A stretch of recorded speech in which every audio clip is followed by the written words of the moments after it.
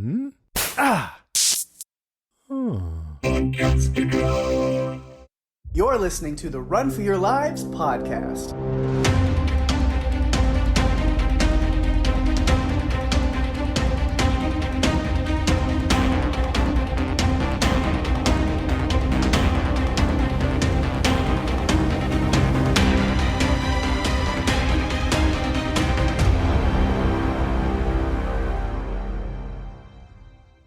Hey everyone, welcome to the show. I'm Daphne. And I'm Pake. And this is the Run for Your Lives podcast. Yes, this episode starts off our new season, and we realized maybe we were being a little too crazy, a little too wild with all of our scary movies and such. So we figured this new season, it's a new beginning. We're gonna, bring things back, rein it in a little bit, and we're gonna talk about some different movies. Like, let's see, this opening one. Let's talk about Sleepless in Seattle. Oh, that's such a nice one to talk about. It is. It's a wonderful, wonderful movie. Great romantic tale with a little bit of laughter, a little bit of comedy thrown in, Likes to have a little giggle every now and then. And, of course, still trying to fit the theme a little bit because when people, when this movie came out, people were running to the theaters like their lives depended on it, right? Oh, because it's so good.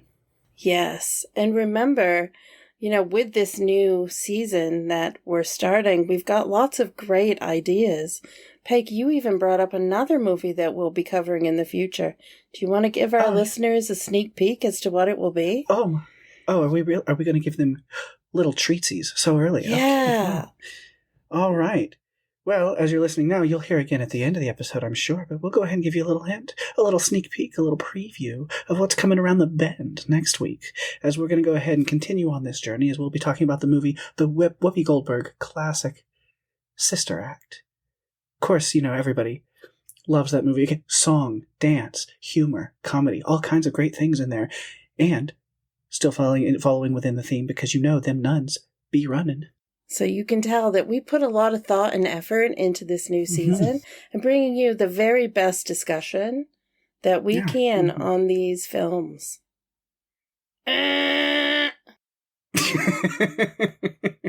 You guys didn't really think that we were going to go down that route, did you? No. Instead, we're going all the way around. It's like a monster truck rally. Friday. New episodes of Run for Your Lives. All action, all craziness, all the time. But yeah, we are going to kick it off. We're going to have a fun season. Lots of great stuff, including, of course, all the infected, because I can't use the Z word, because somebody's going to reach through time and space of the internet and punch me in the face if I do. 28 weeks later is what we're covering this week, of course.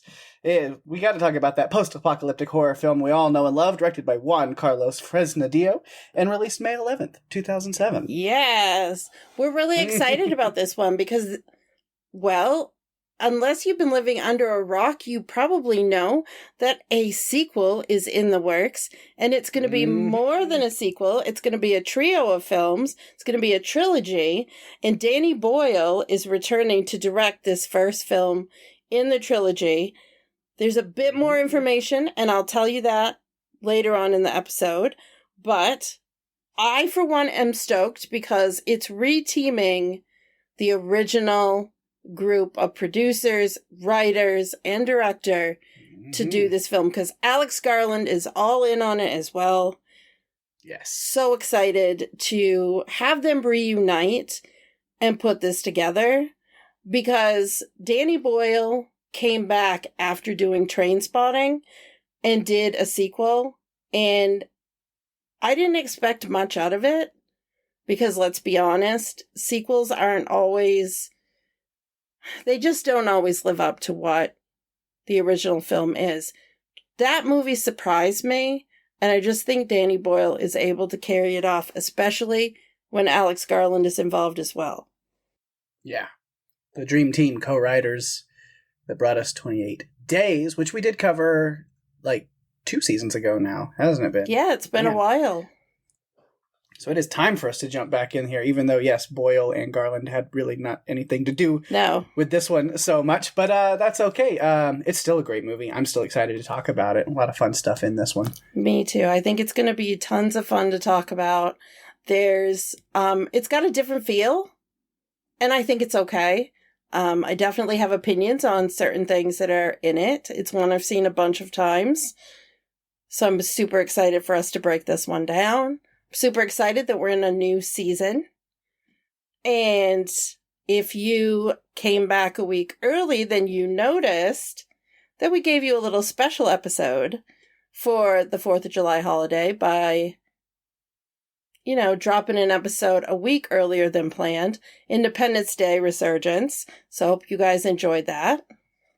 Yeah, so I guess technically that was the first episode of the season, but holiday special, so it doesn't really count. So we're all just going to collectively just decide and believe that this is the opener for the season, because it's much better to say, as much as Resurgence, fine movie, great movie. We had lots of good stuff to say about it, but 28 weeks later is a kickoff episode of a season. Yes, I've never heard of one. It definitely is. It definitely is. And we tossed around a couple of different movies. This is the one that was at the top of Pake's head when we made the decision. He didn't have to convince me very hard because I'm all in on this series of movies. So I'm super stoked for us to talk about it.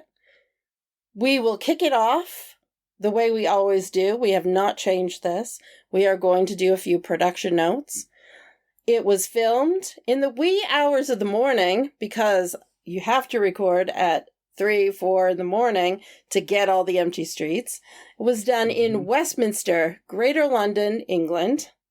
And that includes the Trafalgar Square, Millennium Bridge, Charing Cross Underground Railway Station, all in the UK, in England. So anyone who's been to any of those places, they must have looked familiar. This is a standalone sequel to the 2002 film, 28 Days Later. And as I mentioned, 28 years later is coming, although a few years early, if you think about it. I was like, at this point, just wait 28 years later for real, legitimately, but not quite there, but close. Yeah, close. It's been 22. That's okay, but we'll get that in 2025, so we'll get that next year. They're just skipping over months. Months is just not a thing we're doing, I guess, which, okay.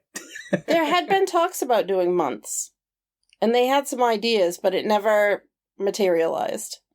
But I will say Danny Boyle's been talking about this for a while, because him, Cillian Murphy, and Alex Garland have, over the years, mentioned they wanted to do something. They wanted to return to this series. So we are getting it. I'm super excited, and we will talk about it a little bit later. So Juan Carlos Fresnadillo co-wrote the script with Rowan Joffe, Ia Levine, and Jesus Olmo. The budget for this film is $15 million, and it grossed $65.8 million at the box office. It's 99 minutes long. Pake, as you do every time, bring us a synopsis of your choice. Oh, every time. That is one thing. You said production notes stayed the same, but that's something I forgot to tell you that we are going to change for this season, is instead of a synopsis, I'm actually just going to give a retelling of the entire script and the dialogue word for word for the entire movie instead. All right. You go for that. I'll be back in about 6 hours. Okay, cool. With like stage direct, it's not on a stage, but directions and scene setting and all that kind of stuff. I'm just the full script. I found them. And no, we're going to do synopsis. I'm going to keep the synopsis. It's a lot easier. I tried the ChatGPT thing and then it gave me one and I didn't like it. So I went back to good old trusty IMDb. Sometimes you have to. ChatGPT can be really good for some things, but it doesn't always capture everything in a synopsis. I've done it before trying to write a preview or something. And it's like it doesn't even know what movie I'm talking about because what it spits out has nothing to do with it. Right. Yeah. So we'll stick to the usual here, but for this one, 6 months after the rage virus was inflicted on the population of Great Britain, the U.S. Army helps to secure a small area of London for the survivors to repopulate and start again. But not everything goes according to plan. Yeah. How seldom it does. It's interesting. I have to point out before we even get started that Scarlett had concerns and everyone dismissed her. She was the only one who was thinking that things could, blow up in their faces, but... Won't somebody think of the children? Yeah. She was. She's like, I didn't know we had kids here. You should have come and talked to me before we brought kids in. Like, well, is this the safest place? Do you want them to be safe? What's really going on? And we don't, maybe their actions will be the thing that causes all of this to happen. It always happens that way. Either you need to listen to the kids because they're the only ones that are right, or the kids cause all the things to go wrong. I'm not sure. It goes back and forth. You never know. One or the other. It goes back and forth. One thing I wanted to point out is Danny Boyle handpicked Juan Carlos Fresnadillo to helm this movie because he loved a movie that Fresnadillo had done called Intacto, which is not a film I had seen, but now I'm interested. If it was his point of view on that one, then maybe I need to check it out. That always makes me feel better when the original person that created the film handpicks someone to direct the sequel. Yeah. Because that, to me, means that they're still invested and they want someone to carry on the story or bring new life to the story or tell a different story, but having a good point of view. Yeah, it doesn't feel like some studio kind of thing going like, oh, we'll handle it from here. Thank you so much. Because those sometimes don't go very well. Yeah. I know that Colin Trevorrow had picked J.A. Bayona to do Fallen Kingdom. I know the jury's still out on Fallen Kingdom as far as a lot of people are concerned, but that was always one thing that stuck out to me is that, the handpicking of a director it's an important thing, so. Yeah. I'm happy about it. For sure. So we have a lot to break down in this one. Character-wise, Pake, who did you consider to be the main character? Because I feel like it could go in two different ways. Well, I just based it off of the document that you sent me. Anyway, so technically, first I have the sibling team of Andy and Tammy Harris. They do kind of cover a lot of stuff. They're the focal point of a group most of the time in the movie, yes. So that definitely makes sense. But it was kind of cool that we had separate main characters that had their own stories, their own personal things that overlapped. Even consider their father, Don, even though he spends half the movie infected, he still kind of has his own character arc even after that. And of course, Scarlett with a lot of her scientific, findings and wanting, kind of giving herself a mission that she ties Doyle into in that mission. Because we have Doyle's own going from military service kind of guy to questioning maybe this is a little fucked up to becoming a hero in his own right and having his own arc. So I think this script does a really good job of taking separate stories and interweaving them perfectly. I thought so too.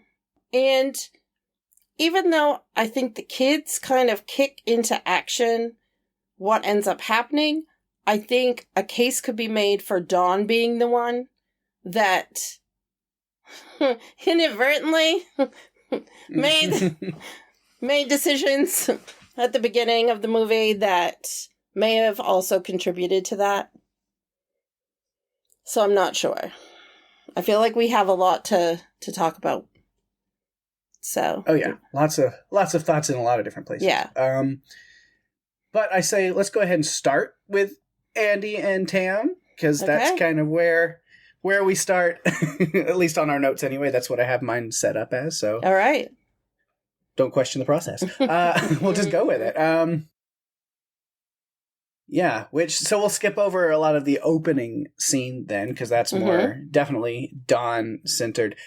But through that opening scene, I at least will say that we do get mention of Andy and Tammy, not by name, but we see Don and Alice talking and saying, "Oh, that they just happened to pay for and send their kids on a school trip right before shit went down in London." So ended up saving them from what Don and Alice ended up having to go through. And then you're kind of questioning, like, but are they safe? Where are they now? What's going on? Which is then kind of tying it back to then the kids becoming the focal point of them returning back into London in this kind of safe zone that they're building, trying to rebuild. I do have like a whole section on like the military and all of that as a character. So it is a I character, can talk more about their plans for sure. in that, I guess. But yeah, as we see the kids coming back into London, trying to get resituated, and they were trying to rebuild not just, the city, but it as a population and as a community and a place where people can come back and live and try to continue normal life there. Of course, they're still cleaning up most of London. They've got they're zoned off, and they've really got like this like one zone that's clean and ready for people. The rest of the city is still in shambles, and there's corpses everywhere, and there's a lot of cleanup to do. Yeah, and they're working on it. I mean, they've basically cordoned off the Isle of Dogs, which is an island on the east end of London. It's surrounded on 3 sides by the River Thames. They're able to control access in and out, and that helps them to keep it as a safe zone. The kids are come in, they have to go through just like the basic testing, make sure they're not infected, they're clean, everything's good, clean bill of health, get you back into the city. And that's where we meet them, specifically Andy, as his interactions with Scarlet, where we get to see, heterochromia iridium, which is, of course, the 2 different colored eyes, which, if anyone listened to Strange Indeed covering Haunting of Bly Manor, I can't shut up about that. It's legitimately one of my favorite things in biology that fascinates me so much. And I think it's super, super, super cool to where I was like, well, Andy's automatically favorite character early on because he's just got that going for him. So that's already I love it. He's a very resourceful kid, I think. So. Yeah.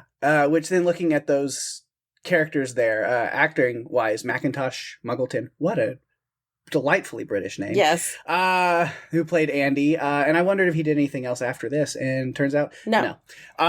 This is his only acting credit at all that he ever did as a kid. And the only other credit he had on IMDb was apparently he wrote and directed a short film in 2016. That there was like no information on really other than that. So wow. Well, he might be one of those kids that comes back to acting later. Or he may just decide that, okay, I've done one and that's enough. I don't ever want to do this again. Yeah, knows what he's up to now, but whatever it is, I hope it's good, good to go. However, on the other side of that, Tammy, Andy's sister, the wonderful Imogen Poots, who definitely not the same story, has gone on to do way more stuff, seen her in several different things all over the place, including most recently a major role on the Amazon Prime series Outer Range that I really, really love, and way more people need to be watching because it's so good. Have you seen Green Room? I still haven't. It's on my list.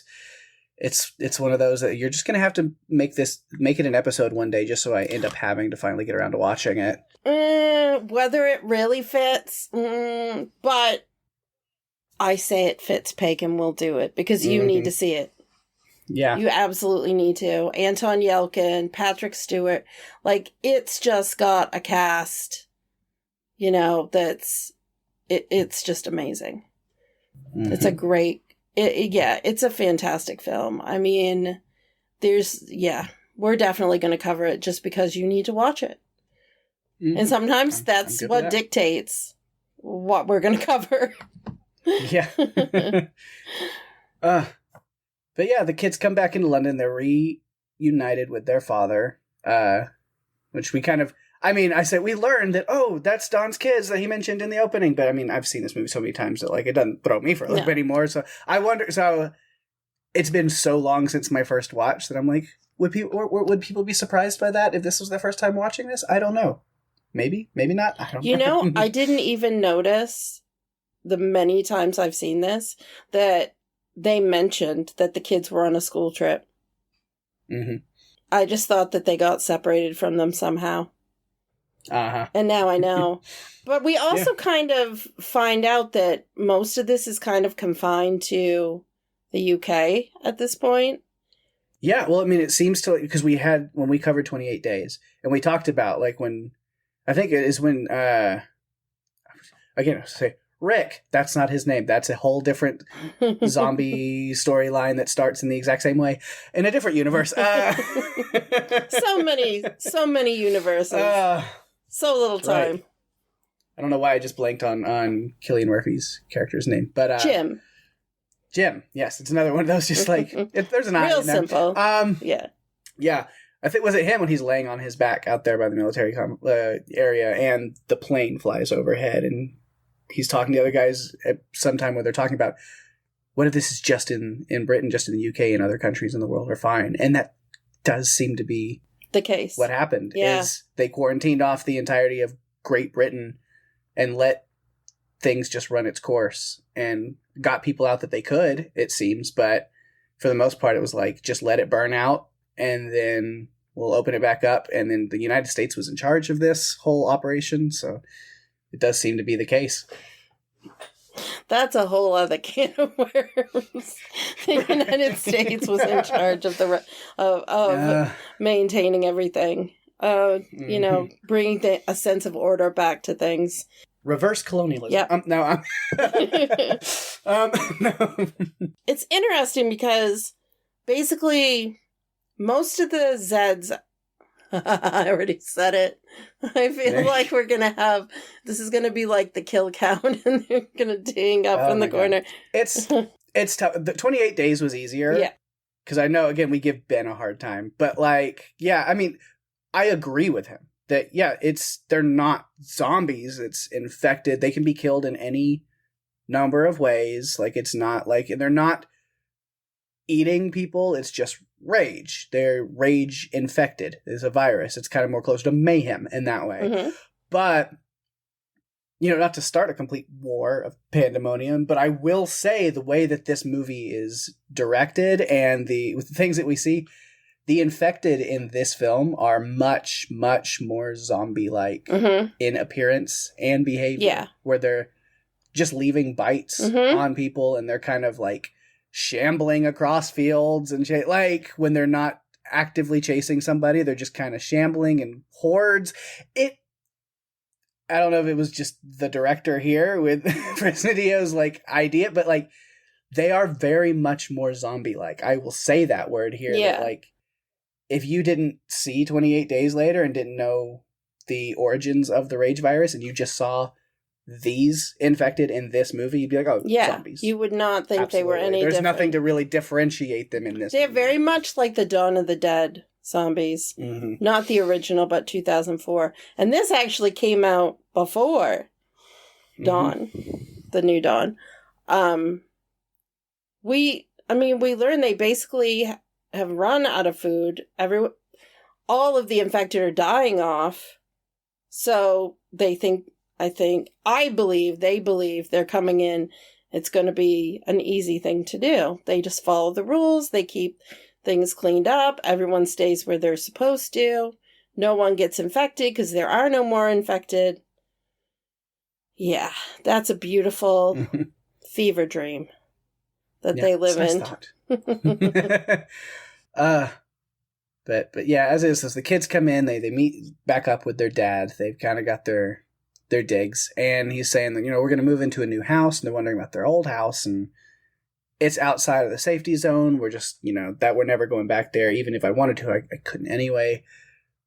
But that's where we see Andy talking with his sister, and he's feeling really sad that he has nothing to remember his mom by, not even a photo or anything. So that's where we get this classic kids in a horror movie making dumb decisions moment where Andy and Tammy sneak out of the safe zone to go back to their old house so that they can find a photo or something for Andy to have something to hold on to.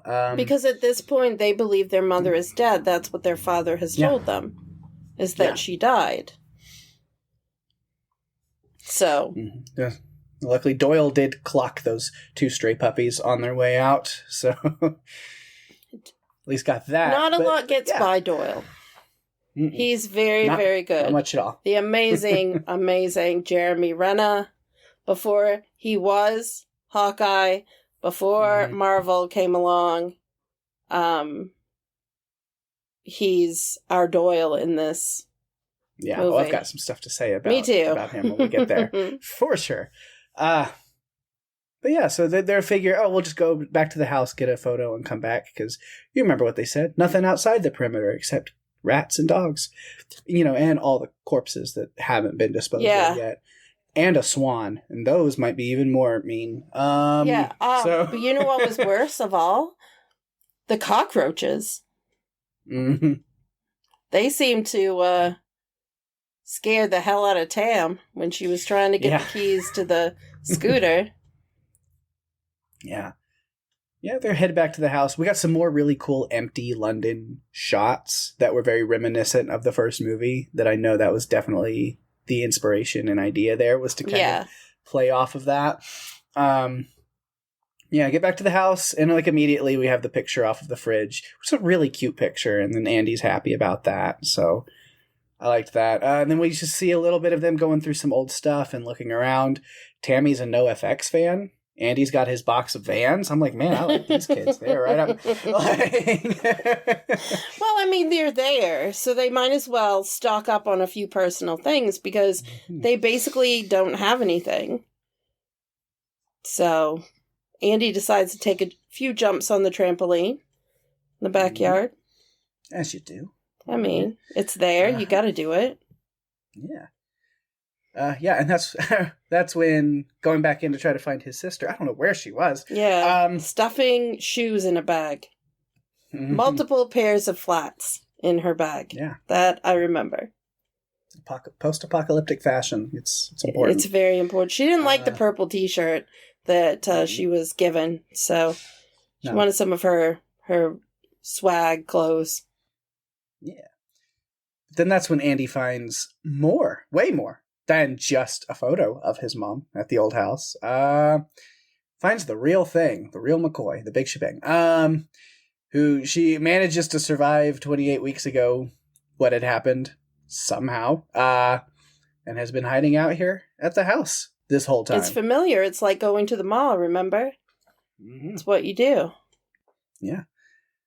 We see immediately, she's disheveled for sure if she's been hiding out in this attic for 6 months or whatever.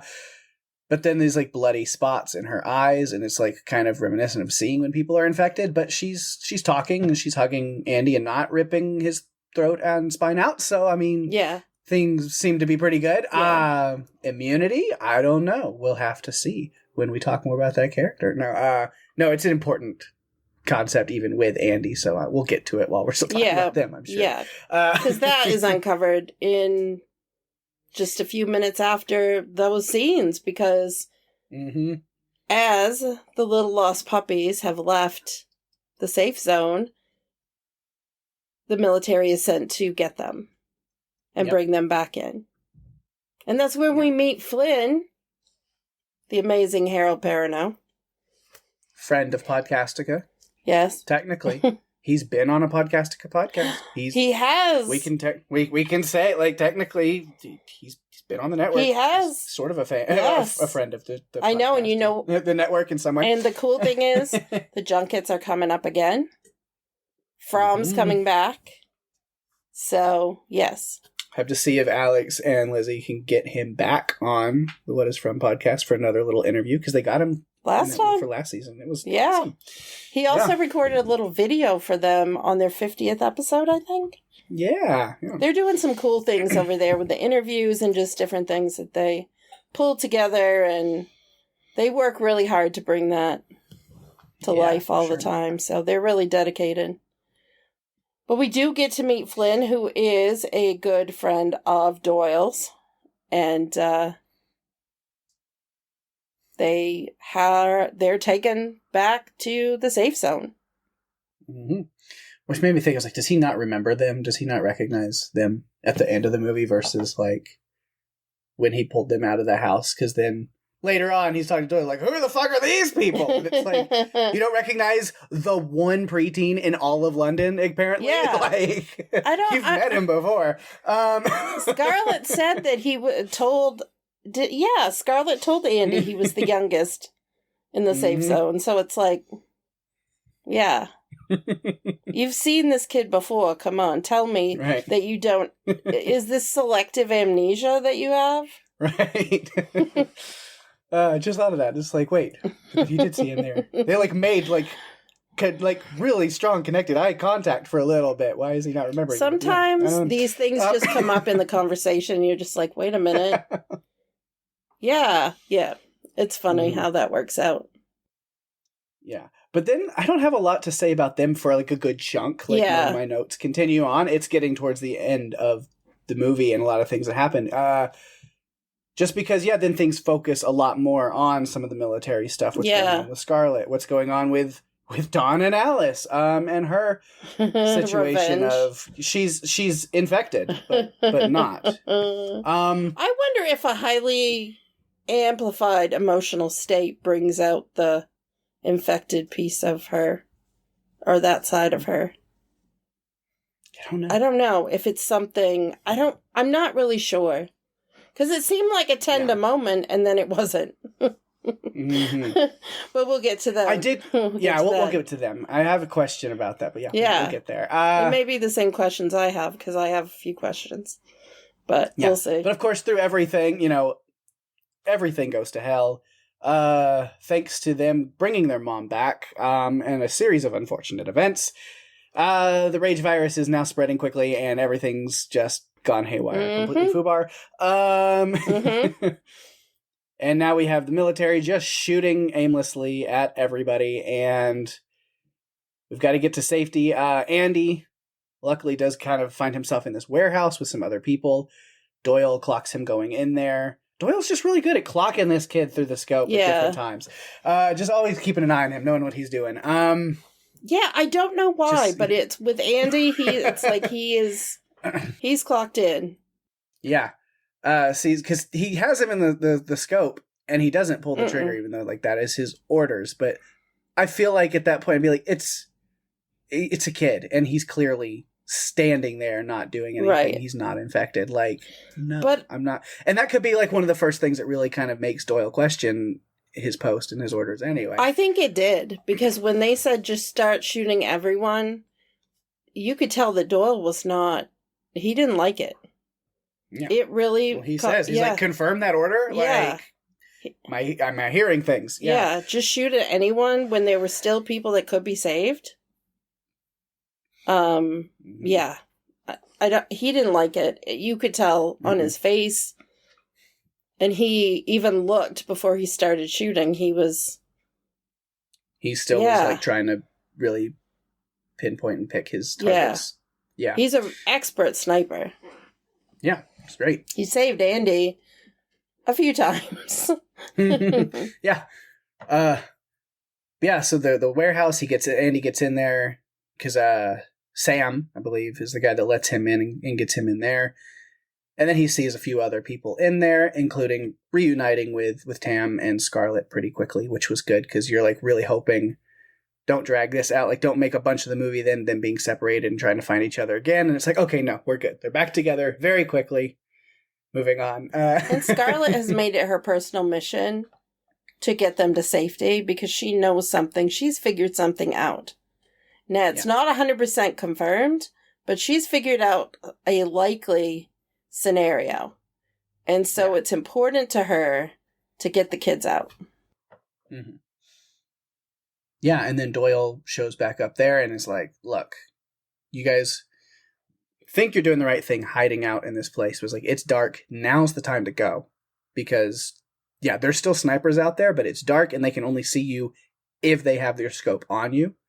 So your likelihood, because like if you wait this out to the morning, then you're all screwed. Yeah. Like, because even he doesn't even know about the firebombing plans at this point, but he just knows that like waiting around, not the option. So they head out. They've got to try to get out of the city before, he gets alerted from Flynn about the firebombing. And he's like, all right, we got 4 minutes to get out right now. So, we've got to get out before that. We're going to have to deal with a few snipers. But, like, he was up there. He saw what was going on. He knows there's not a lot of them left. Yeah. So we're just going to do what we can. So a few of the people do get picked off. Scarlet gets shot, grazed. 'Tis a flesh wound. But yeah, she's good. But other than that, I love the moment, though, where you really see kind of the strength and bravery and heroics of Andy as they know that this sniper is out there, and Doyle makes the call to, like, I need... It's funny because Sam's like, you're using me as bait, and he's like, no, he won't hit you. But then you see, as soon as Andy takes off, he's like, fuck. He's like, no, that wasn't the plan. He actually might hit you. Yeah. Like, they're expert snipers. I mean, they're not. Yeah. Yeah, it was weird because he was just like, he's not much of a marksman. I was like, are you sure? Because he did happen to hit that mirror, that tiny little mirror, out of your hand at that, height up in that distance. And he killed how many people? Like 2 or 3 people. Right.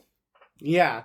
It's like, you sure he's not much of a marksman? Or are you just saying that to make people feel better? Because, yeah. Yeah, it's... Panicking, yes. Yes. But not much of a marksman. I don't know. Yeah. But Andy just takes, because Sam is complaining about it and kind of about, like, I don't want to go. And he's like, if we don't go, we all die. And so Andy's like, fuck it, I'll do it then. And he just serpentine. Yep. Badass. He listened. He followed directions. Mm-hmm. Which kids can do if you are clear with them. Yeah. And sometimes they just get sick of waiting for adults to do the right thing. Right. It's like, I guess I'm going to be the one in this moment. Yep. All right. Let's do it. And yeah, I'm skipping over a lot of things, but there's just a lot of other story. But when we're focusing on the kids, of course, like them getting out, they're kind of at the park there with everybody waiting on Flynn. And they have a little bit, just a tiny moment to, like, sit and talk and relax. And, Andy and Tammy had this plan of, like, well, no matter what happens, we stick together from this point on. I'm not losing, we've not losing you. We've lost a lot, because they have really been on quite the emotional roller coaster of parents, no parents, one parent, 2 parents, no parents again. It's a lot. Yeah. They're very close. You can tell that they have... I don't know what it was like for them before this happened, but you can tell now, given everything they've been through, that they are incredibly close and rely on each other a lot. Yeah. And I wondered if Scarlet would have ever said anything to Andy about what she had found, which is, we'll talk about it. I mean, talked about the heterochromia with his eyes. And he says, I mean, it's genetic, and he got that from his mom. And so when they bring Alice back and realize that she is infected, but yet she's immune to the symptoms, she's still a carrier, she can pass them on, but she isn't enraged. She's not going to actually hurt anybody on purpose. She kind of questions, like, well, if that genetic trait carried on in the eyes, then maybe this, like, semi-immunity to the rage virus is also genetically passed on to him, and he could be the answer for something. And I guess that she never talked to him about that, though, because at the end, he runs back into dear old dad one more time, and I mean, gets taken down, gets bitten, and then after Tammy dispatches of Rage Dawn, Andy gets up and he immediately just runs away from her into the tunnels to get away from his sister for her own safety. And then he collapses, of course, but, as he turns, but not completely. But not completely. Again, as we see, he's infected like his mother was, but not actually symptomatic. Yeah. It was Danny Boyle's idea to use the eye hemorrhage as a way to show that Alice and then Andy were asymptomatic and that they were virus carriers. Yeah. There was a deleted scene. Again, I have this on DVD. Of course you do. Me too, but I didn't watch that version. There was only 2 deleted scenes. I was like, I don't even know if I'm going to include them because they really weren't that interesting. Because one of them was literally them just like at like the cafeteria at the like safe house apartments or whatever. And like there's like a conversation where Andy sits down and is like eating some of Scarlett's cake, and then they just have this whole sweet conversation with each other, and then Dawn shows up and it's like, oh, hi, and they just like basically just rehash or tell a bunch of like story plot exposition stuff that gets revealed also in other parts of the movie. So it's just like rehashing a lot of things. So they just cut it out.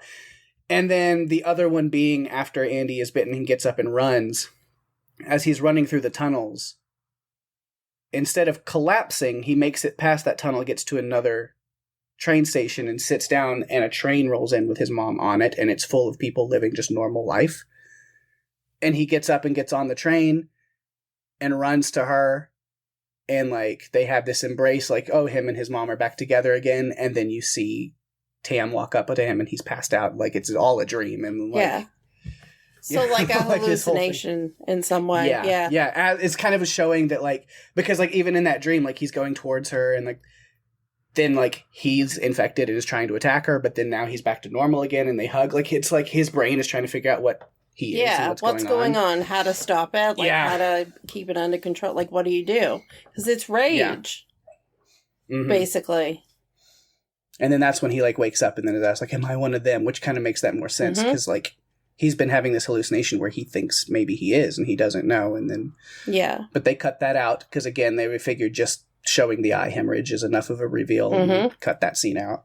I thought it was clever. They thought it was a little confusing, but I don't know. I feel like it made sense. It was going on in his head. But. This kind of reminds me, the way that this story was told, it kind of makes me think of how we had Bird Box and then Bird Box Barcelona, where we had a different story going on in the same universe, told a little bit differently, and it's still related though, and I feel like this was similar to that, in the same way. Like it, I have an appreciation for it because I know people can say, well, it's not as good as the first one. It's not. It's a very different movie. It's a different story. Right, but it's still very good. Yeah, I really, really like this one. Yeah. It's a great watch every time. To me, it's one of the sequels that holds up more than some of the others. Yeah. Because they didn't try to make it like a back-to-back, continuation of a story. Right. Yeah, which I like that because it is a universal kind of story where it's like, I mean, we could follow the same people, but what else is going on in other places? And I like that it was like, it is a sequel as far as it does take place after the fact of the first movie. And it's like, oh, now we are seeing the aftermath, but it's not following the same people we saw before. Right. Let's see what happened during that initial outbreak affected a different story, a family. And let's make it a closer family. Instead of the loner who has found family, now it's this actual family who's dealing with things that are like really hard, tearing them apart, and like their connection through it. So it is a different story. And yet this one could also still be about real family, but also found family, because Scarlett and Doyle became their surrogate family throughout this adventure trying to get out. Sometimes family is who you find. You find your family even though you're not related by blood. What? What? I can't help myself. The real family is the friends we made along the way. Oh my goodness. Yeah. So I mean, I guess it's mostly happy ending. I mean, he's, like we said, Andy, he's infected, but he's got that trait, the genetic trait, so he's okay. He's still himself. Just nobody make out with him, please. Then you'll be okay, I guess. Yeah. Funny enough, Flynn does not realize once they get to the stadium, Flynn takes them across the channel. He doesn't seem to notice that Andy's been bitten. Right.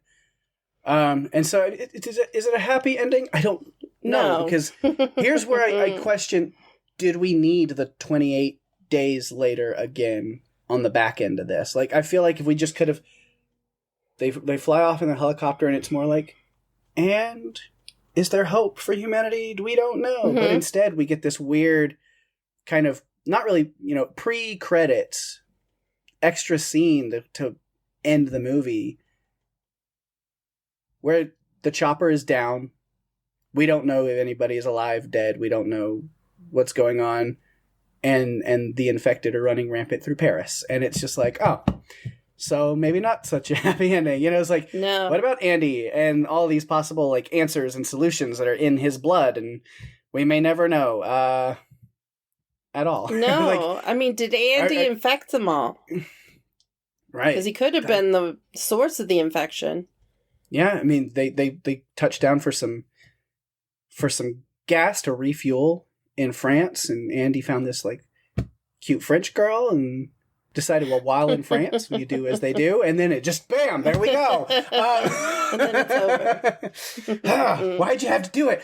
No, but I don't know. As I said, the next installment is finally coming next year. We talked about that.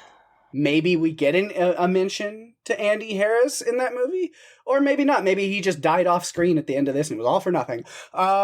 We'll see what happens next. I don't know, because there's going to be a trilogy of movies. They want to do the first two. They want to film them back to back. And the cast so far is pretty great. So they've got Aaron Taylor Johnson, Jodie Comer, Ray Fiennes, Jack O'Connell, and Cillian Murphy. The fact that Cillian Murphy is coming back is incredible. He's wanted to this whole time. Yeah. But just like, especially after the things that he's been doing recently, you might say it's kind of a bombshell. It is. They managed to get him back after that because he's had high demand, Oscar winner. He's wanted to do it from the beginning. He wants to do it if Boyle and Garland are involved. Mm-hmm. He's going to be a producer on it as well. They've started filming as of May 7th. Yeah, it's on track. There's not anything really released about it, which is good. I don't want to know anything. Yeah. You know me. I'm not going to watch any of the I know trailers you're once not. they exist. I'm just going to go in opening night and watch it and be amazed. Yeah, Aaron Taylor Johnson, I'm excited. I like him a lot. Yeah. So I probably won't see Craven, but No. that's just because that whole Sony Marvel verse is just not good. Yeah, it's not my anyway, it's not my Marvel, so I'm not. I don't know, but no. I mean, Aaron Taylor Johnson, I love. I mean, Godzilla, he was so great. We had a lot to say in the 2014 Godzilla with him. Of course, he was in the good Marvel very quickly in two ways. Quicksilver, we hardly knew you. Yeah, but that was fun. And of course, I mean, he's kick-ass. So yeah, I haven't watched those movies in a long time. I need to revisit those. I know, they're so fun. Little Chloe Grace Moretz, and she was a little badass in those movies. Yeah. I mean, hit girl, so good. Yeah. I think that's a great idea. They don't fit our genre, but I just need to go back and watch them sometime. They're so good. I mean, I do watch movies sometimes that don't fit in our genre. Sometimes, you know. Also, Imogen Poots has expressed interest in coming back and playing Tammy. So maybe we'll see her. But I did go through and double checked like some different things because I wanted to make sure that I wasn't saying something that wasn't correct. Because because there's a lot of like stuff that is put out there that's not. There's fake posters that they're not real. So I went and actually looked, Variety and Hollywood Reporter, and I looked at websites that are pretty reputable when it comes to this type of information, and it's correct. So they've wanted to do it for a while. It's been talked about. No, they don't have titles for anything other than 28 years. Because I'm wondering, do they do one of them as a prequel and go back and retroactively do months? I mean, they could. I can tell you that Anthony Don Mantle, who was the cinematographer on 28 Days, is back for this one. So it's not just, Garland and Boyle. They're pulling back in people that were involved in the beginning with this film. Yeah. And I'm so excited. Me too. They were, I will tell you this before we get back on track, and I feel like we're going to have to talk about Dawn next because that is a lot of the story too. When they first started talking about this, one of the ideas they wanted to do was called 29 Days Later. They were going to use Jim, Selena, and Hannah from the first film. Then they scrapped that idea, and then they were going to do like something 28 weeks later where an SAS team, which is like a SEAL team, is sent into London to get the Queen or the Prime Minister or someone that was left behind. And then finally they figured out that they would just do, weeks after to deal with the impact that the rage has had on the location.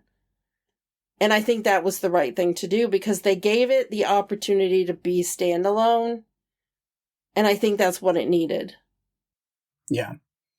Yeah. They were really, honestly, they were all really floored by the fact that this film was so successful, especially in America.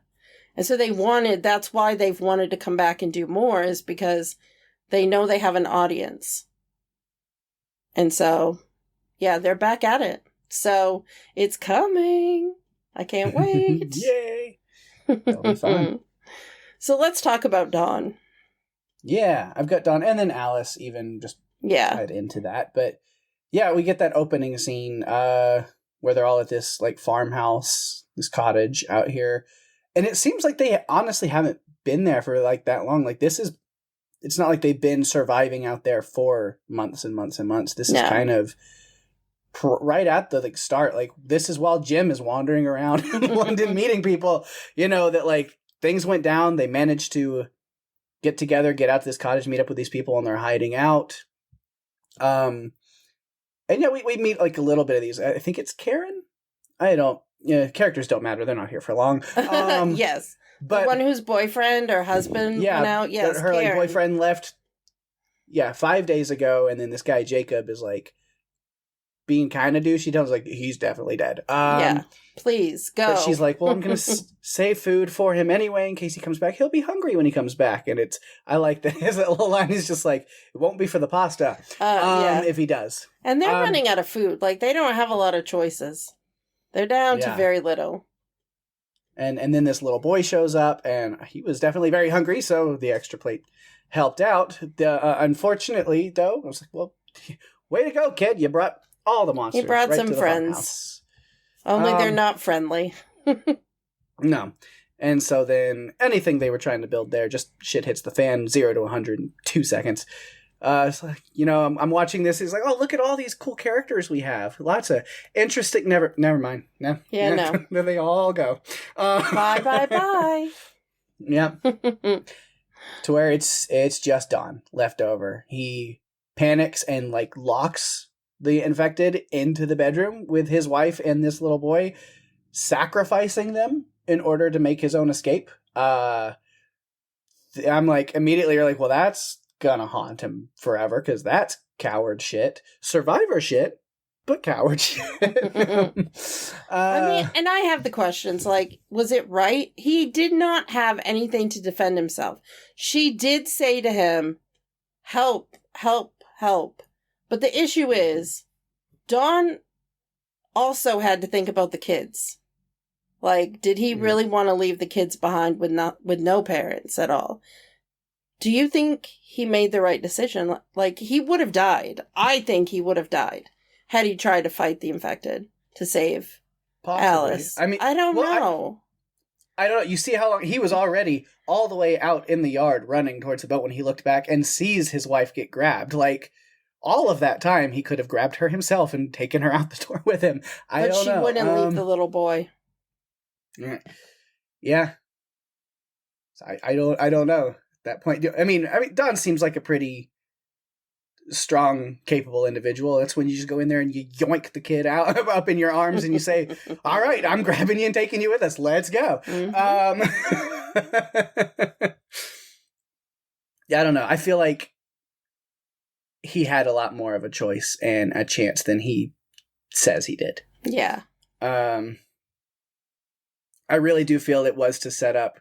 He made a cowardly decision that cost her life, at least he thought initially.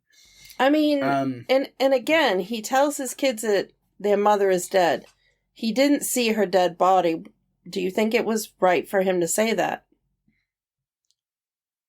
Yeah, I don't think he was necessarily in the wrong there, because for all intents and purposes, I mean, she was in that room, she got grabbed and pulled away from, like, there is absolutely no thought in anybody's mind that anybody's immune or not going to survive something like that. I mean, Yeah. I think that is a fair assessment to go, like, oh yeah, she's definitely dead after that moment. Yeah. I would think so too, but I don't know. I tried to be empathetic to him and his decisions, and I just got grumpy. Like, I was like, But we're talking about Robert Carlyle, okay? He's been in Boyle movies before. He is an impeccable actor. He actually was supposed to be in the first movie. He was supposed to play Major Henry West, which is the part that Christopher Eccleston had. But Carlyle he had to turn it down because of scheduling. But he was supposed to be that guy. And I could see him as that guy. Because he plays menacing really well. So I can see him in that role.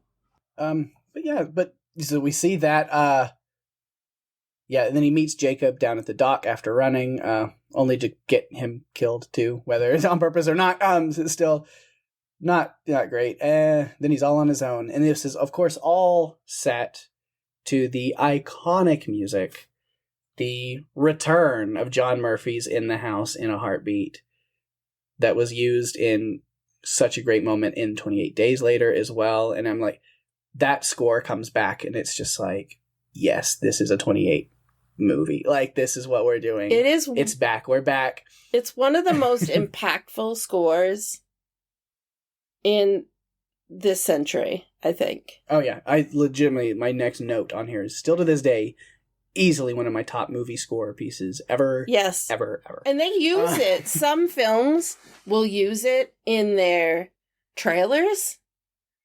And it's like, when I hear it and I'm looking at the trailer, because I do watch trailers, I'm just like, that's 28 Days Later. I don't know that you should be trying to use that iconic.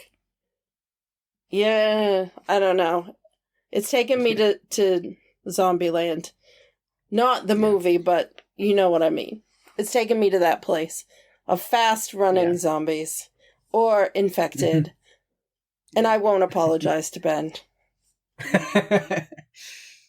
Then we've talked about, he did survive after getting away. He went into quarantine, got set up in the new reconstruction of London, gets reunited with his kids.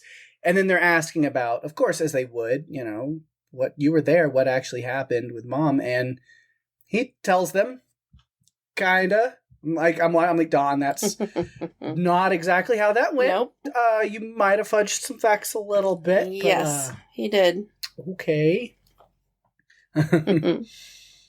Yeah, and then learning that she's alive, Alice is alive again. Of course, she's definitely infected. Does seem to be immune. We've talked about that. Of course, he doesn't have a chance to talk to Scarlet or Stone or anybody else about what's going on there. Why would his key card allow him? Where was the security detail? I mean, that didn't make any sense. We've just established she's infected and she's a carrier and can pass it on. So let's just leave her in that room with zero soldiers anywhere near her to be guarding her or watching to make sure somebody doesn't just walk in. And you know that her husband has clearance. Why would you not turn it off? Right. I mean, because it's a volatile situation. I don't know. That makes sense to me, but I'm starting to think, it's okay, because sometimes things that make sense, they just don't occur in these movies. Right.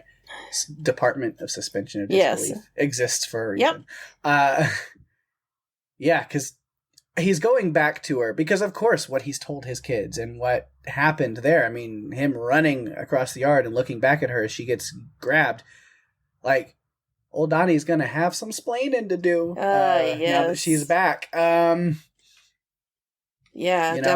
And then he goes and talks to his kids, and they're asking him questions, and they find out that she's still alive. Of course, I mean, they found her and brought her back, and now that he's finding out, and then Tammy's kind of like, you said she died. And they're kind of... They're angry. Sort of an accusatory tone, but really they're just like, they're mad and they're like, you need to explain what's going on. And it's like, man, he's been reunited with his kids for like a day and they're already yelling at him. Kids, am I right? And I was like, that's maybe why Don, as an infected, it just seems to be targeting Andy for some reason. He's just like, right before I died, basically, you were yelling at me, and now I'm mad about that, so I'm just going to tear your face off, you little shit, for yelling at me. Like, is that... He's just... The whole situation where he becomes infected, I just want... I don't know. Part of me thinks that she infected him on purpose, like, somehow. I have that note, that like thought where I'm like, does she know?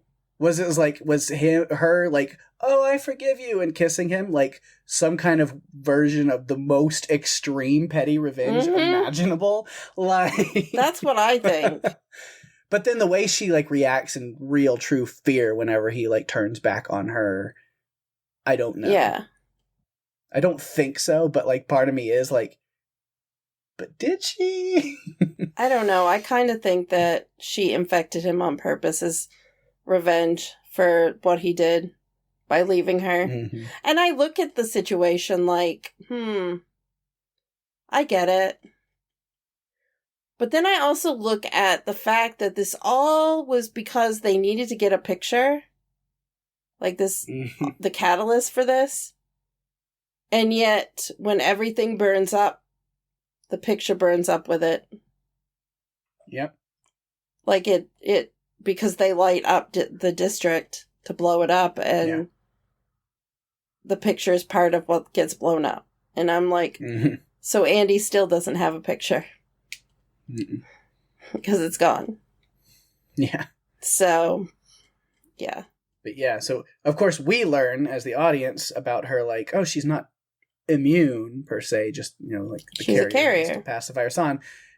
We learn that Don doesn't, right before he shows up to give her a big ol' smooch to start the whole damn thing. Oh, and it's a very intense kiss. Way to go, Don. We did it. Yeah, and that's when shit hits the fan.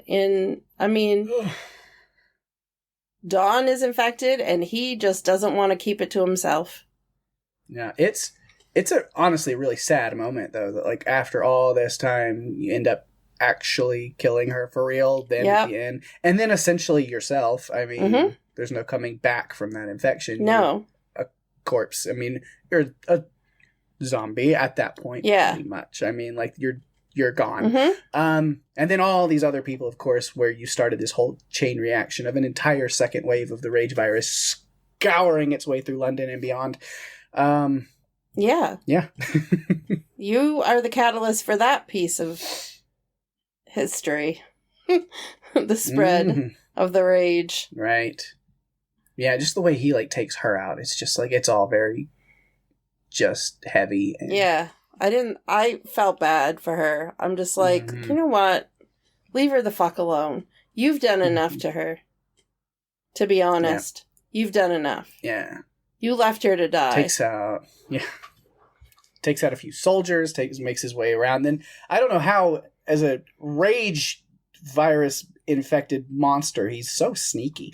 But he manages to like sneak around in all the hallways and stuff and not really be noticed, even to where the military have confined all of these people into this like parking garage to like bar them off and hold them in place. And he's just like comes through the back door like, oh, hey guys. And as we learn there, it takes just one Donald to stir up a whole crowd of calm, good people into a murderous, violent frenzy.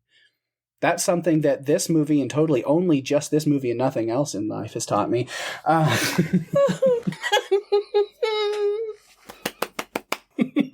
Yeah, and then I guess really that's with Don after that, is he just kind of is the lurking, sneaky ninja monster, where he survives the firebombing, and he survives all of the sniping, and all again, he's just sneaking around doing his thing, trying to get his kid. Well, he did play Rumpelstiltskin on a show called Once Upon a Time. So, I don't know. Oh, that show that was written by the people who ruined Fear? Yes, them. Got it. No. But yeah, so he's just like hunting down his son for most of the movie, and then finally he does, and it's like, Andy, give your papa a big old kiss. No. And then, oops, I missed. That's your clavicle. I've never been good at intimacy or affection. It's something that your mother always complained about, so I'm sorry that I still can't do it very well here. Anyway, oh look, it's your sister. Come on, get in the ow, that hurts. Ow, stop it. And then that's kind of how it ended for him. And good night, bang. Yeah. And that is the end of Dawn. It is. Looking. So who do we have next? I've got Scarlett next. I don't have a lot to say about her that we haven't already. She's tied in a lot with just like the storyline of the immunity, whatever. So there's not a lot to talk about with her. I forgot about this cast. It's been a long time since I saw it. Great so I cast. was excited. And I like seeing her show up and I was like, freaking Rose Byrne. I was like, I forgot she's in this. Yay. It's amazing. Like a lot of those great moments. Of course, yeah, after everything goes to hell and she's trying to get the kids out with her, she's made that her mission, like immediately, like, you know, she's very protective over the kids, especially Andy. Yes. Because, yeah, they're the only kids in London right now at all, it seems. But then more importantly, because of his genetics that might hold this key to a vaccine or a cure. But no, these kids are with me. My name is Andy! And I was like, no, that your name is Scarlett. She's confused, guys. I know. Yeah. Maybe she's infected. She forgot her own name. She thinks she's Andy now. I know. She did a really good job of like trying to keep them safe as much as she could. Once they got to the subway system, night vision in a train tunnel. Bad idea. That's never gone wrong before. Totally not having just Cloverfield. Oh my god, that is my note. my note actually is, where is it? Subway vibes reminded me of Cloverfield and the whole thing with Marlena. Yep. Mm-hmm. Oh my gosh. Exactly. Yeah. I was like, yeah. Oh, this never goes badly. And if you want to listen to our discussion of Cloverfield, that was episode 2 of Run for Your Lives. Way back in the beginning. So check it out. Yeah. And then in the end, Scarlett gets 360 no scope. Oh, as man. in, she gets hit in the face like 360 times and then gets no more scope. She deserved better. Ever again. Scarlett deserved better. Rose Byrne is fantastic. I'm glad that we still get to talk about her in other films. Yeah, we've still got several Insidious movies we need to do. I bet we'll talk. I say several. We've got 2 more. 4 and the Red Door? I think so, yeah. Okay. Yeah. Excellent. So we got 2 more to do. We'll get to them. So that's really all I have on her, unless you've got a little bit more. Nope, that was it. We already talked about the one thing where I felt like she was disregarded when she tried to tell them. They didn't listen. Of course, they never listen to the person who's the voice of reason. It's just a common thing that goes on. So let's talk about Doyle. Yeah, and then I've got some Flynn stuff thrown in as well. I just kind of combined them, but it's mostly Doyle, which Jeremy Renner, we talked about a little bit earlier. My favorite part of this movie. I just love Jeremy Renner in general. He's great, but he's super great here, and I'm pretty sure, almost positive, confident that this was my introduction to him, was this movie. It was mine, this is the first time sure. I ever saw him. It came out before The Hurt Locker. I feel like The Hurt Locker is what brought him to, like, mainstream attention. Yeah. And that came out, like, a year later, I think. So I still have never seen that. He was also in Assassination of Jesse James by the Coward Robert Ford, which is also a good movie. So then this would have been my introduction, to the point that I do remember when, like, Thor came out and he made his debut for the MCU as Hawkeye, and I literally went, oh my god, it's the dude from 28 Weeks Later. That's awesome. Like, that was where my Jeremy Renner story is this. It has nothing to do with movies. It has to do with being at trivia, and the answer to a question was Jeremy Renner. And I said Jeremy Renner, and Duncan wrote it down as Jeremy Rennah.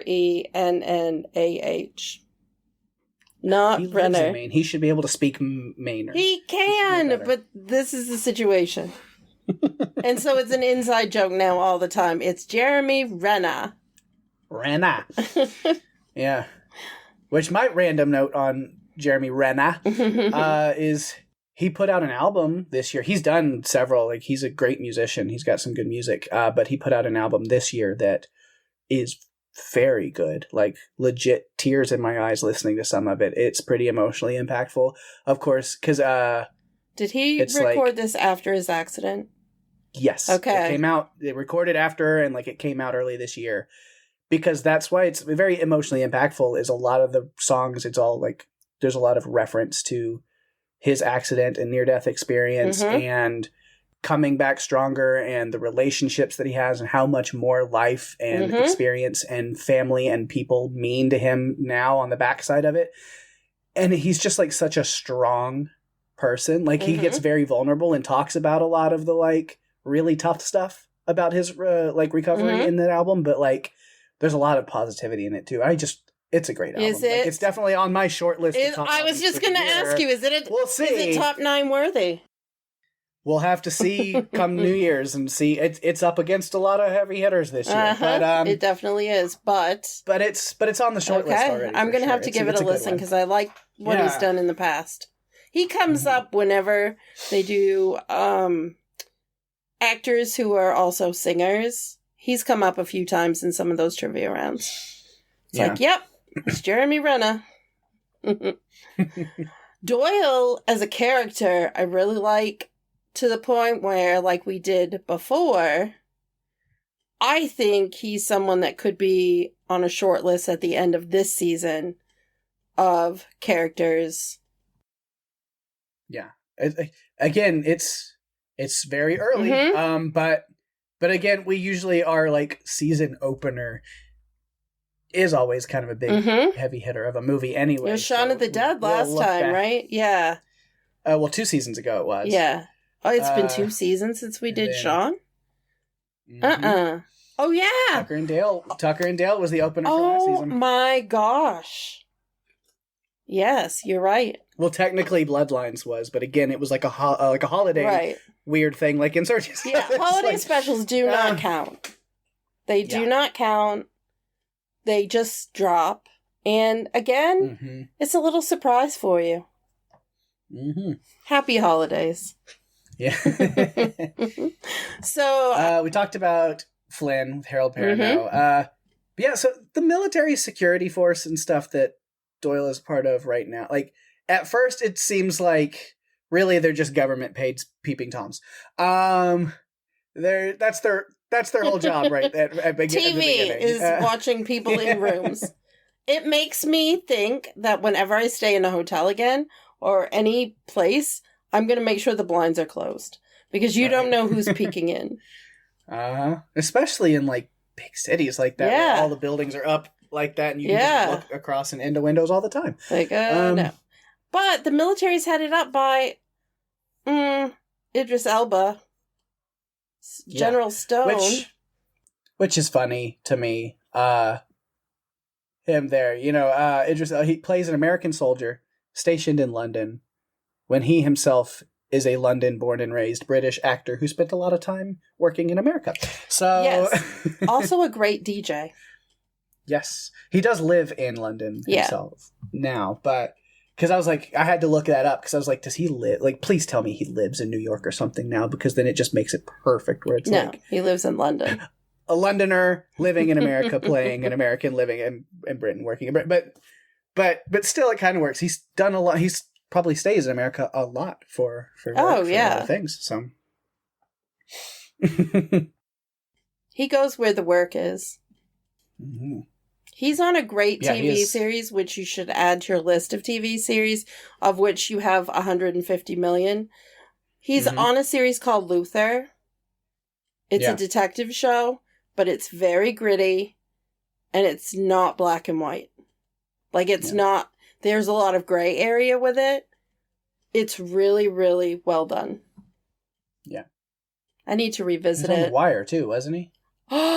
Stringer Bell. Yeah, because again, The Wire is one of those shows I've never watched, but, like, it's always on that, like, the list in the back of my head, like, eventually I need to, because there's so many incredible actors who are on that show. Oh my and I've heard gosh. so many good things, and it's like, eventually. Take it one season at a time, because even though they're connected, the storyline for each season tackles a different part of a Baltimore culture.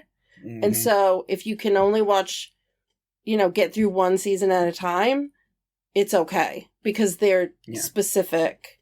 It's such a, it's so amazing. Did you finish 6 Feet Under? No, I still need to. I got into season 2 and then dropped off, and I haven't been back on it in a long time. Well, you've been watching some other stuff.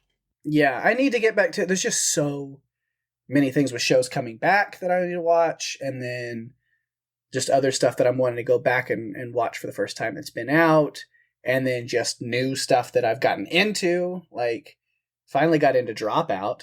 Ben will like that reference, or at least that call out. I finally got his Dropout subscription, and like all of my free time I just want to give to watching freaking Dimension 20 right now. So You're living in a D&D world.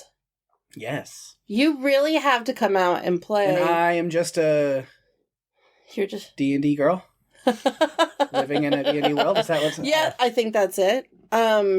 So D&D is coming to Dead by Daylight, and so I think you at least have to come play a couple rounds so you can see what it's like.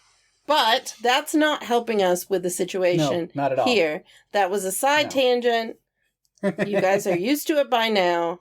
Happens all the time. Yeah. Yeah, so what was I saying? Yeah, so peeping Toms. Government-paid peeping Toms. Until shit hits the fan, which they're hoping it doesn't, so really they're just like, hopefully this is all we have to do is stand around and watch TV. And talk shit to each other and watch people.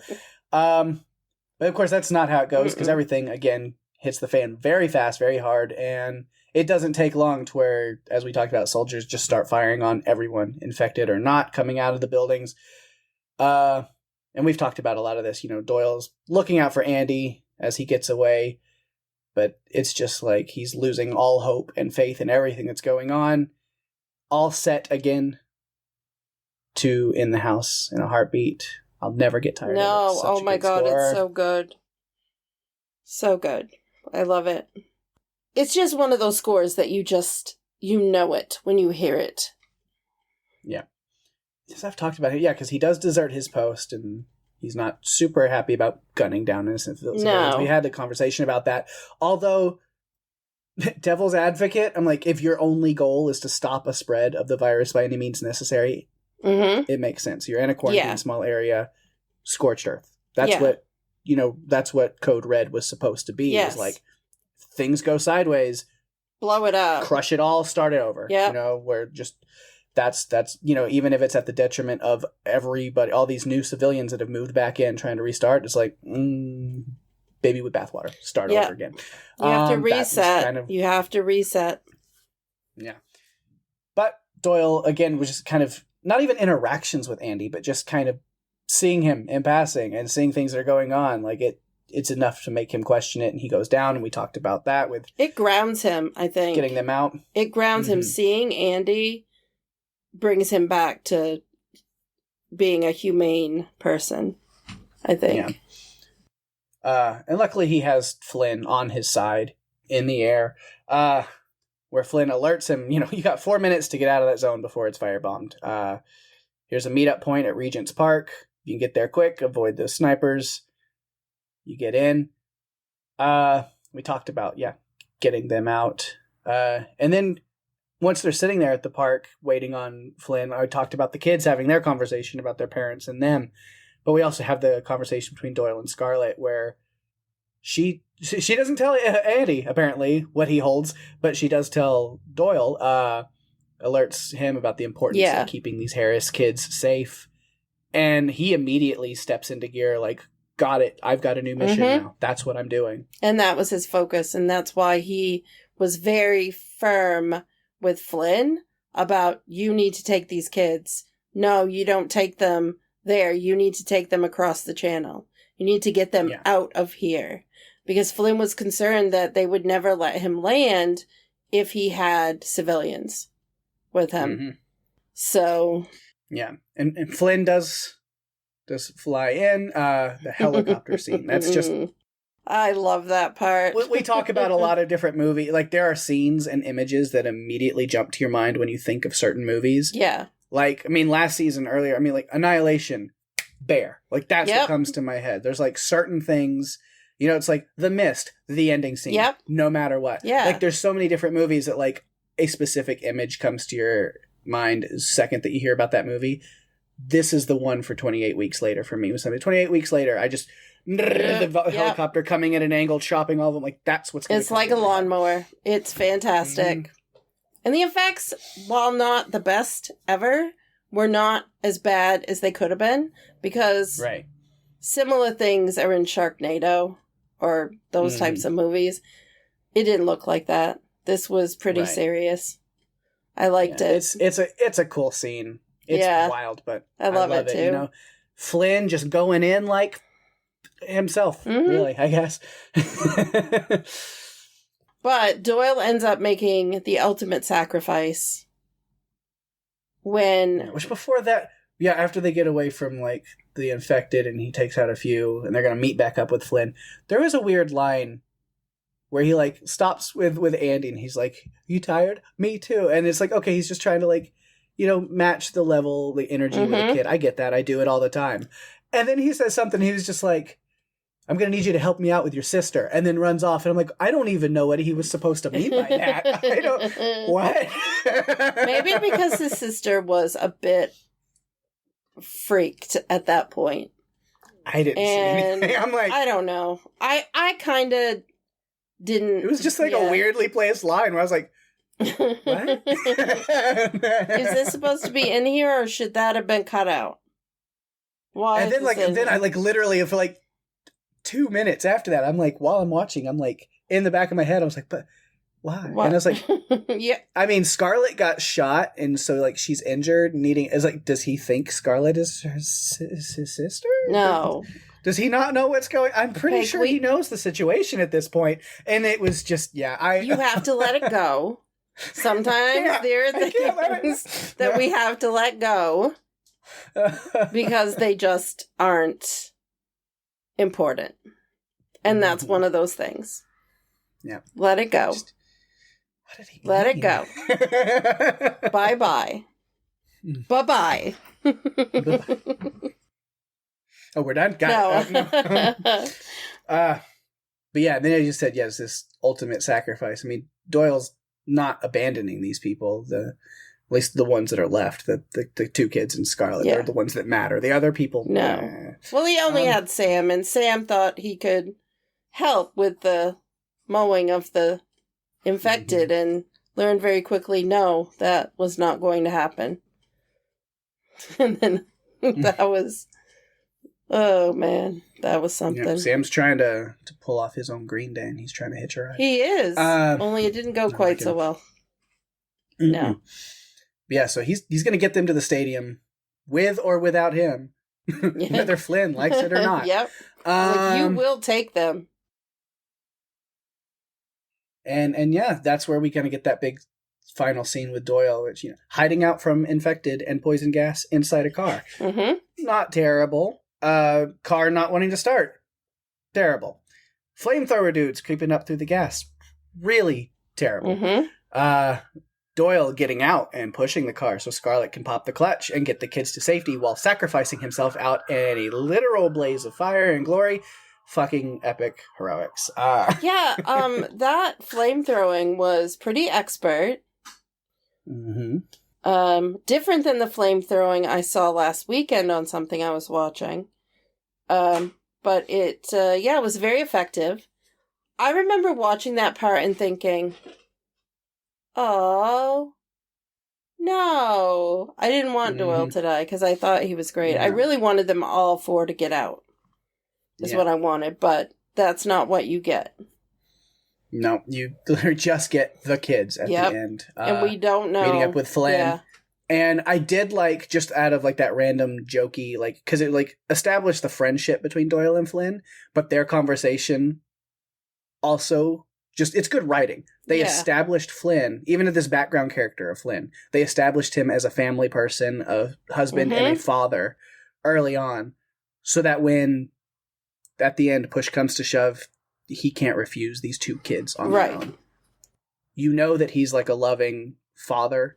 And since that's been established, you can see in his eyes go, fuck, I guess I'm doing this. Like, it makes sense. And I thought that was really he takes them. He doesn't debate it like he was earlier.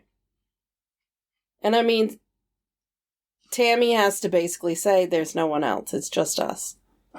And so he had to grieve the loss of his friend and realizing he's got to get them out. That was that was Doyle's last mission that he was focused on. And so I feel like that made it a no-brainer for Flynn at that point. Yeah. So, do you have any more notes there? I mean, we talked about Doyle's death, so there's probably not much more notes to talk about after that. I will mention that Millennium Stadium in Cardiff doubled for Wembley, or the interior of Wembley, because at the time of the filming, Wembley was still under construction. Like, at the time there was some construction going on. They use visual effects to turn the seats red and make the grass look like it's not been mowed and kept up. Yeah. So the only other notes I have is just some kind of military notes. I've talked about some of them, but I thought like the opening, not like very opening of the movie, but like after the stuff with Dawn and then like, before the kids are moved in, is just kind of the things that pop up on screen, the text there. That I wrote that stuff down because I thought it was interesting. Is it kind of the timeline of what happened right after that opening scene with Dawn and Alice and everybody in that cottage. And of course, 15 days later, mainland Britain is quarantined. 28 days later, mainland Britain has been destroyed by the rage virus. We saw that in the movie of that name. But then it continues on, connecting that one and this one. 5 weeks later, the infected have died of starvation. 11 weeks later, an American-led NATO force enters London. 18 weeks later, mainland Britain is declared free of infection. 24 weeks later, reconstruction begins. And now, 28 weeks later, is where they kicked off. And it was Alex Garland's idea to use that timeline at the beginning. I like Which that. is really cool. Yeah. Yeah, and then we've talked about a lot of which is kind of what they're doing after everything happened in the first movie, which, as we mentioned, we talked about or speculated, is it just Britain that was affected? And then it seems like it has. So they're starting this process of now getting people moved back in. Tammy and Andy are part of that process with zones and cleanup. We talked about that. We talked about Idris Elba. Pretty early on, he talks about Code Red, where the way he talks about it, it's like, yeah, it sounds like if the virus does somehow return, like it's scorched earth. And then when it is, I was like, and now it's time for Code Red and not the fun Mountain Dew kind. Nope. Or the fun wrestling move. No, not that either. Nope. No fun in this one. I will say they managed to gather a huge chunk of citizens together to lock in a parking garage in a tremendously impressive amount of time. I would not sign up to go get locked in a parking garage, would you? I mean, they probably would have been better off if it wasn't for that sneaky old Ninja Don in the back hallways. It was so interesting how Andy just realized that his dad was there. He's like, he sees him and it just, yeah. Don was very creepy. But again, Robert Carlyle does these types of characters really well. It's like a wheelhouse for him, I think. And then, yeah, the firebombing and stuff. And I just said, well, so much for all that reconstruction. And then even after that, they cross the channel, they go under the tunnels. I was like, and also so much for containment. Yep. And then it was all through Europe. I do think it would have been clever to end it with them flying off in the helicopter, because then it would have been similar to the way the first one ended, where we don't know what happened to them after. They just ended up at a house, and they made a sign out of material. We don't know anything after that. I think it would have been cool. But I also think that this sets it up so they could still do a lot of different things with it. Yeah. So I guess we'll find out what happens 28 years later. I'm so ready, Pake. They're talking about it being released next year. It seems to me like when they announced it might happen back in March, to me it seems like it's moved very quickly.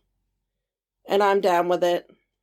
Because I think Alex Garland and Danny Boyle, I think they've been planning this. I think they've had ideas. And so that when the time came, they'd be ready to run. And I'm definitely looking forward to seeing what they do with it. Yeah, for It's sure. going to be great. There's a bunch of sequels this year and next year that are coming out that I think the potential is great. And it's just going to be exciting to see how it plays out. But I don't have any other notes. All right, so we wrap that up. Another season opener, official. I know, right? In the bag. We did. Yeah. And we didn't have to wait 28 weeks later from the last episode. No. We did, so that's good. No, that's good too. Could have been fitting, but I don't think people want to wait that long. I don't want to wait that long. No, me either. I'm not down. Oh. There goes the feedback phone. So. Oh my gosh. Well, I guess we'll have to get onto that and go see what people had to say about this opener here. All right. All right, a little bit of feedback this week on this one. It's always great to have. See, we've got two really great big messages right here for 28 weeks later. And Daphne, go ahead and let you take the first one. Yes, and our first message is from Catherine. She said, I've seen 28 Weeks Later a few times, but I forgot all of the plot except for the first 10 minutes. The camera work and music did an amazing job reflecting that initial panic. I watched the series once upon a time last year and loved seeing Robert Carlyle, a.k.a. Rumpelstiltskin, playing Dawn, another morally complicated character. The turning of Dawn resulting in the death of Alice was quite rough, but the helicopter zombie massacre was amazing. I missed a few plot points, like how zombie Dawn survived and ended up in the same area as Andy to bite him. I'm looking forward to 28 years later to see what shape this world is in and if a vaccine or treatment was developed from Andy or Tammy. Maybe, unless that helicopter crash at the end of the movie just definitely killed them and it was all for nothing. Who knows? We'll have to wait and see. We will. And, there are lots of little tidbits out there in the ether. The issue with that is it's hard to figure out what's true and what isn't. And for me, it's not, because I don't want to look at any of it. Exactly. That's where we differ. All right, and then we have one from Alma. Great to hear from you, Alma. Says, I was just watching to refresh my memory. I remember why I don't rewatch very often. First off, the infected are super fast and so violent. They freak me out every time I watch.